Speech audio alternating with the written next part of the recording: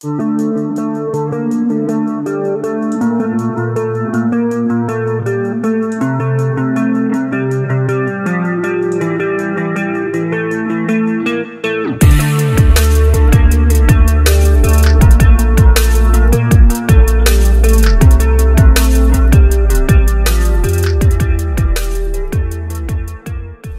pemirsa Albiruni ID, kembali lagi di channel Albiruni ID. Bicara soal airborne surveillance radar, tidak usah jauh-jauh, di negeri ini pun ada barangnya. Masuk kategori top secret dan santer dengan aroma intelijen. Tidak berlebihan, tapi begitulah profil Boeing 737-200 Surveillance, si pesawat intai maritim milik Skuadron Udara 5 TNI Angkatan Udara. Hari itu, 7 November 1992, dan mungkin sebagian dari Anda belum lahir. Kapal Jepang Akatsuki Maru mengangkut sekitar 1,7 ton limbah nuklir olahan, dikawal sebuah kapal perang Angkatan Bela Diri Maritim Jepang, bertolak dari Cherbourg, Prancis. Diperkirakan, kapal akan tiba di pelabuhan Tokai, Jepang, pada awal Januari 1993. Sebagian besar negara yang dilalui, termasuk Indonesia, menyatakan protes keras. Kebocorannya bisa merusak lingkungan. Menurut perhitungan, kapal akan memasuki perairan Indonesia pada 8 Desember 1992. B737 Surveillance AI7303 Skuadron Udara 5 TNI AU diperintahkan menyisir wilayah sebelah barat Sumatera sejak 6-15 Desember 1992. Untunglah, kapal pengangkut limbah nuklir itu tidak memasuki wilayah ZEE Indonesia. Pernah juga Boeing 737 Surveillance harus berhadapan dengan pesawat legendaris US Navy, yaitu F-14 Tomcat dan juga F-18 Hornet yang berpangkalan di kapal induk. Cerita ini terjadi pada 4 Mei tahun 2000, ketika Boeing 737 Surveillance AI7302 mendeteksi sebuah kapal induk pada posisi selatan Natuna dan sebelah barat Pontianak. Pesawat pun diturunkan ke ketinggian 15.000 kaki dan berupaya mendekati sampai jarak 12 knot untuk membuat foto. Kapal induk itu memberikan sinyal lampu strobo light agar Boeing 737 TNI AU menjauh. Disebabkan kapten pilot, mayor penerbang Tamsil Gustari Malik ngeyel tidak mau mematuhi sinyal, kapal induk US Navy memberangkatkan 2 F-14 dan 2 F-18 untuk mengejar B-37 Surveillance TNI AU. Terjadilah sesuatu yang menggelikan. Boeing 737MP dipaksa keluar dari area latihan US Navy, yang mana itu adalah wilayah Indonesia yang tengah digunakan tanpa izin oleh armada ke-7 US Navy. Tak kalah menyedihkannya adalah fakta bahwa Indonesia harus kehilangan sekitar 20 miliar dolar Amerika per tahun, atau sekitar 286 triliun rupiah. Jumlah itu adalah akumulasi dari pencurian ikan, pasir laut, kayu, dan penyelundupan hasil bumi. Jumlahnya sangat fantastis, padahal kita punya Boeing 737 si pengawas maritim.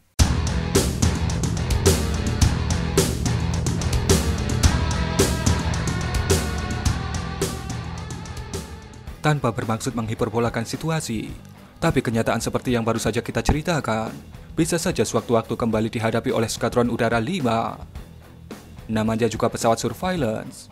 Operasional B737 sangat kental dengan aroma intelijen. Badan-badan macam Bais dan Bin sangat akrab dengan sosok pesawat ini. Skuadron Udara 5 yang berpangkalan di Lanut Hasanuddin Ujung Pandang menerima 3 pesawat Boeing B737-200 Surveillance untuk menggantikan Grumman UF-1 Albatros. Pesawat dengan julukan Camar Emas ini diberi registrasi AI7301, AI7302, dan AI7303. Pengiriman pesawat yang dipesan pada April 1981 ini dilakukan secara maraton, mulai dari 20 Mei 1982, 30 Juni 1983, dan 3 Oktober 1983. Dengan kekuatan 3 pesawat, berarti tiap pesawat harus melakukan pengintaian sepertiga wilayah Indonesia. Tugas pokok Skuadron Udara 5 adalah melakukan pengintaian udara strategis eksklusif Indonesia dan jalur laut lintas damai. Informasi yang dihasilkan B737 sangat penting dalam masa perang dan damai.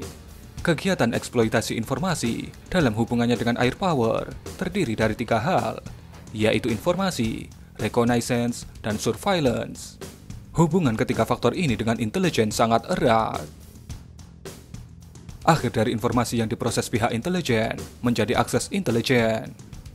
Surveillance wilayah udara menjadi tanggung jawab Komando Pertahanan Udara Nasional atau Kohanudnas, sedangkan pengoperasiannya langsung berada di bawah markas besar TNI.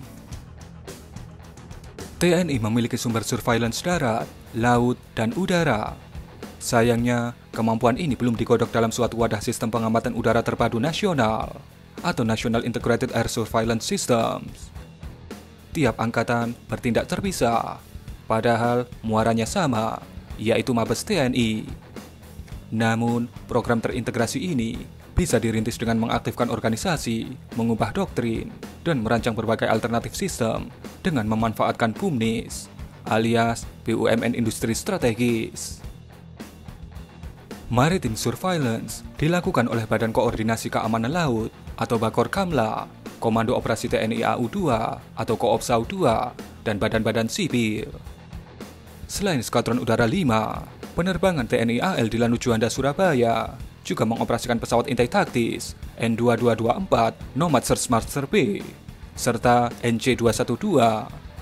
Dan juga pada tanggal 5 Agustus 2009, Skadron Udara 5 mendapatkan tambahan pesawat CN235-220 MPA. Pemantauan citra perairan untuk kepentingan program perikanan juga bisa dilakukan dengan Monitoring Control and Surveillance atau MCS menggunakan remote sensing satelit. Dengan teknologi yang diadopnya, B737 berperan besar mendukung program MCS Departemen Perikanan dan Kelautan. Untuk itu, pesawat ini dilengkapi SLAM-MR atau Side Looking Airborne Modular Multi-Mission Radar, IFF Interrogator, IRDS atau Infrared Detection System, dan Video Downlink. Video Downlink ini mampu menayangkan hasil pengamatan secara langsung atau real time di ruang komando.